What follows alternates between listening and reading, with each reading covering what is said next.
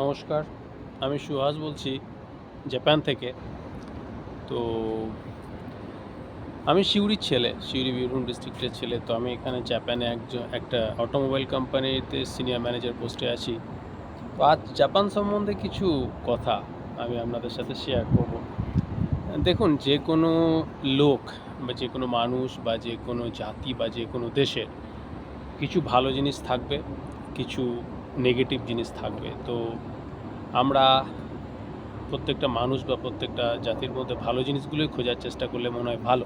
তো আমি আজকে জাপানে থেকে প্রায় আমি 12 বছরের উপর হয়ে গেল জাপানে কাজ করা।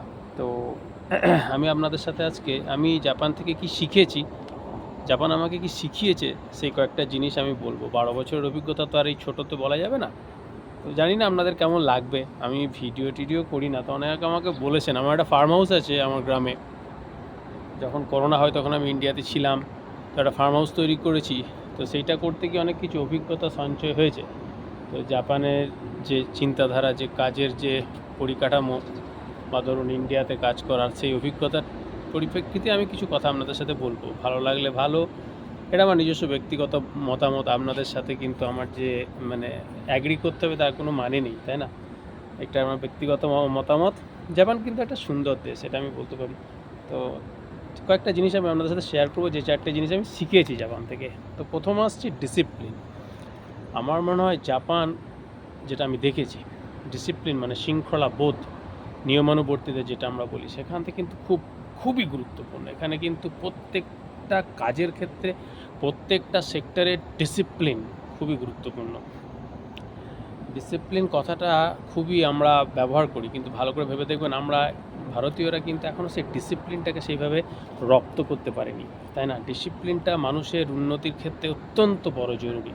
আমার মনে হয় ডিগ্রি বা স্কিলের থেকেও ডিসিপ্লিনটা অত্যন্ত বড় জরুরি, তাই না?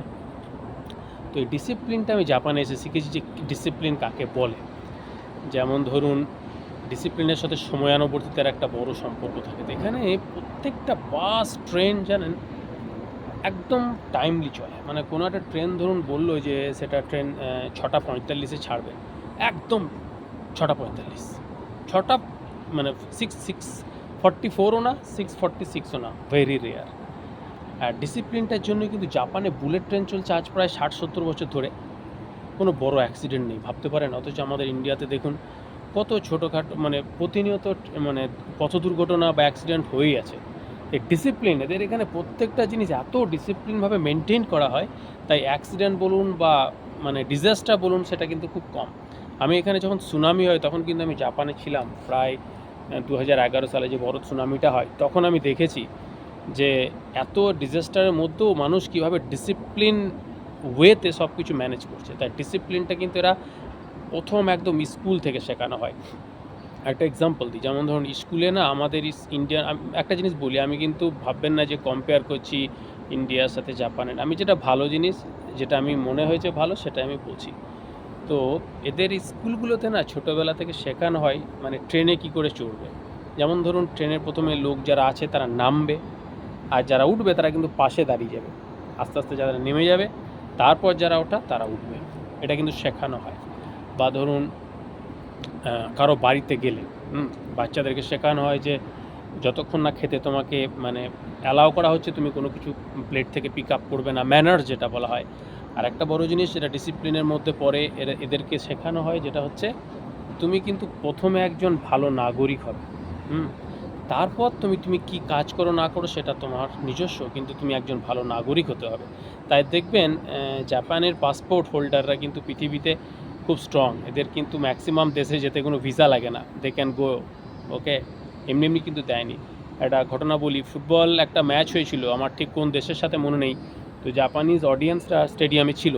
তো আপনারা হয়তো খবরটা পড়ে থাকবেন, যে পুরো স্টেডিয়ামটাকে খেলার পর জাপান হেরে গেছিলো, কিন্তু পুরো স্টেডিয়ামটাকে জাপানিজ অডিয়েন্স যারা, তারা কিন্তু ক্লিন করে দিয়েছিল একদম ডাস্টবিন থেকে পুরো। এটা কিন্তু এটা শেখার। অথচ আমাদের দেখুন ভারতবর্ষের এই যে T20 ওয়ার্ল্ড কাপ জিতে এলো, তারপর যে একটা সংবর্ধনা হলো, তারপর দেখুন পুরো স্ক্যাটার ডাস্টবিন সব পড়ে আছে। এটা মনে হয় শেখার একটা। তাই ডিসিপ্লিন, একটা নেশন কিন্তু তার ডিসিপ্লিন দিয়ে পরিচয় পায়। আমার মনে হয় এটা আমি শিখেছি। ডিসিপ্লিনটা অত্যন্ত জরুরি মানুষের ব্যক্তিগত জীবনেও, মানুষের কর্মজীবনে। তো এটা হলো ডিসিপ্লিন। আর একটা দ্বিতীয় কথা হচ্ছে ডেডিকেশন। ডেডিকেশনটাকে বলে দায়বদ্ধতা। যে কোনো কাজের ক্ষেত্রে দায়বদ্ধতাটা জাপানের কাছ থেকে আমি শিখেছি। এরা যে কাজই করুক সেই কাজটাকে না নিজের মতো করে করে, হ্যাঁ, মানে একদম যাকে বলে ডেডিকেটেডলি করবে, যতক্ষণ পর্যন্ত কাজটা শেষ না হবে লেগেই থাকবে, সে রাত হোক দিন হোক। আমি এটা নিজে অভিজ্ঞতা থেকেই বলছি। আর এদের কাছে না 100% যতক্ষণ না হবে ততক্ষণ হাল ছাড়বে না। আমাদের একটা ব্যাপার আছে না যে কোনো রকম করে মেকআপ করে দেওয়া, এইটা কিন্তু এদের নেই। এইটা কিন্তু একদম নেই। ধরুন একটা শার্ট আপনি তৈরি করতে দিয়েছেন, হোয়াইট শার্ট, মাঝখানে একটু একটু হয়তো ছোটো মতো একটা কিছু একটা কালো কিছু একটা মানে বোতাম পড়ে গেছে বা বোতাম সেলাই পড়ে গেছে, ওটা কিন্তু ওরা রিজেক্ট করবে। ঠিক আছে, এইটা কিন্তু আমি এদের থেকে শিখেছি। ডেডিকেশন প্রত্যেকটা জিনিসের ক্ষেত্রে, শুধু কাজের ক্ষেত্রে না, সব কিছুর ক্ষেত্রে ডেডিকেশন। ধরুন যদি কোনো জাপানিজ লোককে বলা হয় যে হিন্দি শিখবো, তো চিন্তা করতে পারবে না, হিন্দির ভালো ভালো বই থেকে শুরু করে প্ল্যান অনুযায়ী সব কিছু করবে সে। প্রতিদিন 2 ঘন্টা করে পড়তে বলেছেন, প্রতিদিন 2 ঘন্টা করেই পড়বে। এটা আমি দেখেছি। এখানের অনেক মানে ইয়ং ছেলেদেরকে আমি শিখিয়েছি টেকনিক্যাল জিনিসপত্র। তো ডেডিকেশনটা কিন্তু এদের খুবই মানে যাকে বলে শেখার জিনিস, এটা একটা অত্যন্ত গুরুত্বপূর্ণ। আর আমার মনে হয় এটাও একটা হলো মানে মানুষের কিংবা একটা জাতির একটা বড় গুণ, যে ডেডিকেশন থাকা, তাই না, দায়বদ্ধতা থাকা যে কোনো কিছু। 3 নাম্বার যে পয়েন্টটা আমি আপনাদের সাথে আজকে শেয়ার করব, সেটা কিন্তু আমাদের ভারতীয়দের, এদের কাছ থেকে মেনলি বাঙালিদের আমি বলবো, যেটা আমি ফার্ম করতে গিয়ে আমার অভিজ্ঞতা হয়েছে। আমি বলবো আপনাদেরকে, প্লিজ রাগ করবেন না। আমি জানি হয়তো আপনারা বলবেন এই লোকটা খুব বাইরে থেকে বাংলায় যেটা ফুটুনি করছে, বা সেটা প্লিজ বলবেন না। আপনি একটু ভেবে দেখুন, তারপর বলবেন। রেসপেক্ট ফর দ্য ওয়ার্ক, কাজের ক্ষেত্রে দায়বদ্ধতা। ঠিক আছে, তো এটা বলবো একটু অন্য জায়গায় যাই দিয়ে বলি। ঠিক আছে, যে এই জিনিসটা কী জিনিস, ওয়েট করুন। থ্যাংক ইউ, সঙ্গে থাকুন। হ্যাঁ, তাহলে কি বলছিলাম, রেসপেক্ট ফর দ্য ওয়ার্ক, কাজের ক্ষেত্রে কাজকে সম্মান দেওয়াটা একটা অত্যন্ত গুরুত্বপূর্ণ জিনিসের মধ্যে পড়ে।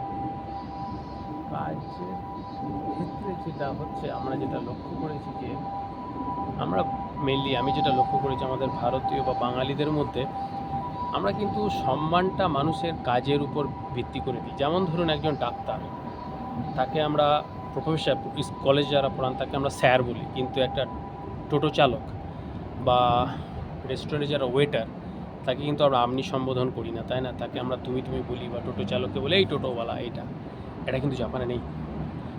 তো আপনি যেই কাজ করুন না কেন, সমান সম্মান আপনি পাবেন। সে আপনি রেস্টুরেন্টে কাজই করুন, কিংবা আপনি কী বলে কোনো ট্রাক ড্রাইভার হন বা অটো ড্রাইভার হন, এই জিনিসটা মানে কাজের ক্ষেত্রে যে সম্মানটা, এইটা এদের কাছ থেকে শেখার আছে। তো আমি যেটা লক্ষ্য করেছি, যেমন আমার বললাম না, ফার্ম হাউস আছে, গরু আছে, ছাগল আছে, কুকুর আছে, আমি পশু প্রাণী খুব ভালোবাসি। তো আমি যখন ইন্ডিয়াতে থাকি তখন আমি আমার গরু ছাগলগুলোকে নিয়ে মাঠে যাই, গ্রেজিং যেটা বলে, চড়ানো, সিম্পল। তো এটা ক্ষেত্রে আমি দেখেছি অনেকে আমাকে ব্যাড কমেন্ট করেন যে তুই একজন ইঞ্জিনিয়ার হয়ে গরু কেন চড়াবি বা ছাগল কেন নিয়ে যাবি। আমার মনে হয় এটা আমাদের মানসিক, এটা মনের মধ্যে ঢুকে গেছে যে এই কাজটা করলে তুমি এই কাজটা করতে পারবে না, বা প্রেস্টিজে লাগে আমাদের, তাই না, বাঙালিদের এটা থাকে না যে প্রেস্টিজ। আমার মনে হয় প্রেস্টিজটা থেকে বড় কথা হচ্ছে কর্মই ধর্ম আমাদের আছে কিন্তু, তাই না, সেখানে কিন্তু যে কর্মই করুক, আমার মনে হয় যে কোনো অনেস্ট কাজই কিন্তু রেসপেক্টেড। আমি ডিসঅনেস্টের কথা বলছি না। সে আপনি ট্রাক ড্রাইভার হন, অটো ড্রাইভার হন, পরিশ্রম করে পয়সা রোজগার করা, কিংবা ফার্মে গরু ছাগল দেখাশুনো করা, সেটাও কিন্তু সম্মানের কাজ। কিন্তু আমাদের বাঙালি ছেলেপুলেদের মধ্যে আমি ভাবতে অবাক লাগে, এটাকে বলে প্রেস্টিজ ডাউনের কাজ, মানে এটা করা খুব একটা মানে ভালো জিনিস না। আমি করি পার্সোনালি। আমি বললাম না, জাপান থেকে যেটা শিখেছি যে কাজের ক্ষেত্রে সম্মানটা, সব কাজকেই সম্মান করে। তা আমি যখন ইন্ডিয়াতে থাকি, আমার গোবরও পরিষ্কার করি। ইভেন আমার যারা ভিডিও দেখছেন, আমার মিল্কের যারা কাস্টমার হয়তো অনেকেই দেখবেন, তারা জানেন যে আমি যখন ইন্ডিয়ায় ছিলাম তখন আমি আপনাদের দুয়ারে দুয়ারে প্রতিদিন সকালে মিল্ক ডেলিভারিও করেছি। তাই আমি একটা বড় কোম্পানিতে সিনিয়র ম্যানেজার হয়ে বাড়ির দুয়ারে দুয়ারে মিল্ক ডেলিভারি করছি, তার মানে যে আমার অসম্মান হচ্ছে, এটা আমি একদমই বিশ্বাস করি না। আমি জানি না আপনারা কী মনে করবেন, কিন্তু আমার মনে হয় কাজকে সম্মান করতে শেখাটা উচিত, সে যে কাজই হোক। তো এটা কিন্তু আমি জাপানের খুবই বড় জিনিস আমার মনে হয়েছে আমি শিখেছি। আমি জানি না আপনারা এটার সঙ্গে এগ্রি করবেন কি না, কিন্তু প্রত্যেকটা কাজকে সমানভাবে সম্মান দেওয়া, এটা কিন্তু এদের একটা চারিত্রিক বৈশিষ্ট্য। সে আপনি যে কাজই করুন, আর তাদেরকে সমান চোখে দেখা। আর স্কুল থেকে এটা শেখানো হয়, দেখবেন আমাদের স্কুল থেকে কিন্তু এগুলো শেখানো হয় না। আমার মনে হয় আমাদের স্কুলে শেখানো হয় নাম্বার, আমি আসবো এডুকেশনের ব্যাপারে, নাম্বারটা বড় জিনিস। অঙ্কতে কত পেলাম, বাংলায় কত পেলাম, বা আমি সায়েন্সে কত পেলাম, সেটা দিয়ে কিন্তু আমরা একটা স্টুডেন্টকে বলি ভালো স্টুডেন্ট কি খারাপ স্টুডেন্ট। কিন্তু স্টুডেন্ট নাম্বারটা অবশ্যই একটা ফ্যাক্টর, কিন্তু তার থেকেও বড় কথা সে student as a human being, একটা মানুষ হিসাবে সে কীভাবে বড় হচ্ছে, সে একটা মানুষ বা অন্য প্রাণীদেরকে কীভাবে রেসপেক্ট করছে। আমার মনে হয় সেটা কি বড় কথা না? ভেবে দেখুন তো। এটা কিন্তু আমি এখান থেকে শিখেছি, যে respect for the work and the individual, তাই না? তো কর্মই তো ধর্ম, যে কোনো কর্মই হোক।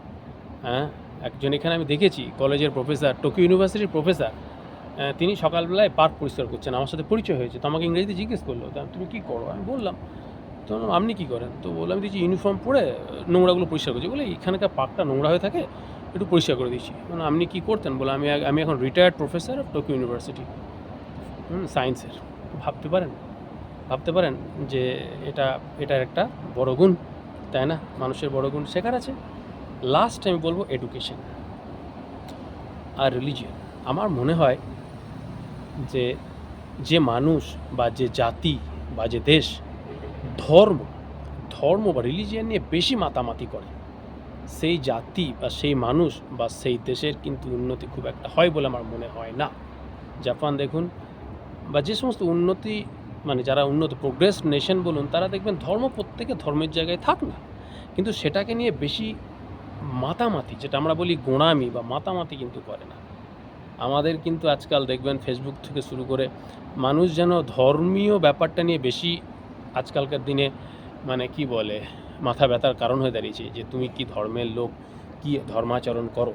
কিন্তু আমি একটু দেখেছি যে ম্যাক্সিমাম লোকই কিন্তু সেই নিজের ধর্ম সম্বন্ধে ওয়াকিবহল না। সেই ধর্ম কি বলছে, সেই ধর্ম কি শেখাচ্ছে অন্য ধর্মকে সম্মান দিতে, সেই ধর্ম কি বলছে অন্য ধর্মের ধর্মাবলম্বী যারা তারাই খারাপ, এই ধর্মাবলম্বীটাই বেস্ট ধর্ম? না, প্রত্যেক ধর্মই বলে অন্যের ধর্মকে সম্মান দিতে, কিন্তু আমাদের আজকালকার দিনে আমি যেটা দেখেছি সেটা কিন্তু হয়নি। তাই শিক্ষাটা কিন্তু একটা বড় ফ্যাক্টরের মধ্যে পড়ে, তাই না? শিক্ষাই কিন্তু জাতির মেরুদণ্ড, কিন্তু এদের যে শিক্ষা সেটা কিন্তু মার্কস ভিত্তিক না। আমি একটু আগেই বললাম, প্রত্যেকটা শিক্ষা কেন্দ্রে এদের কিন্তু শেখানো হয় how to be a good citizen. আপনি একজন দায়িত্বশীল নাগরিক, সেখানে ডেডিকেশন আছে, সেখানে আপনার রেসপেক্ট ফর দ্য ইন্ডিভিজুয়াল আছে, সব। ইভেন সেটা প্র্যাকটিক্যাল, ছেলেদেরকে বাইরে নিয়ে গিয়ে লোকের সাথে কথা বলানো শেখানো হয় ছোটো থেকে। হ্যাঁ, আর বাবা মারা কিন্তু ছেলেদেরকে একদম প্যাম্পারিং করে না। আমাদের দেখবেন বাপরে আমার ছেলে মানে একদম যাকে বলে খুবই, আমরা দেখেছি বাচ্চারা অবশ্যই আদরের, কিন্তু অতিরিক্ত আদর বা অতিরিক্ত যত্ন কিন্তু খুব একটা ভালো না। এরা কিন্তু ছোটো থেকে ইন্ডিপেন্ডেন্ট হওয়া শেখানো হয় বাচ্চাদেরকে। ছোটো থেকেই জানেন রান্নাঘরে মায়ের সাথে কী করে হেল্প করতে হয়, হ্যাঁ, কী করে একটু রান্না মানে হাউসহোল্ড আইটেমের যে কাজ, সেগুলো কিন্তু শেখানো হয় এদের ছোটো থেকে। তাই এটা কিন্তু অত্যন্ত জরুরি একটা মানে হিউম্যান স্কিল আমার মনে হয়, শুধু মার্কসটা না।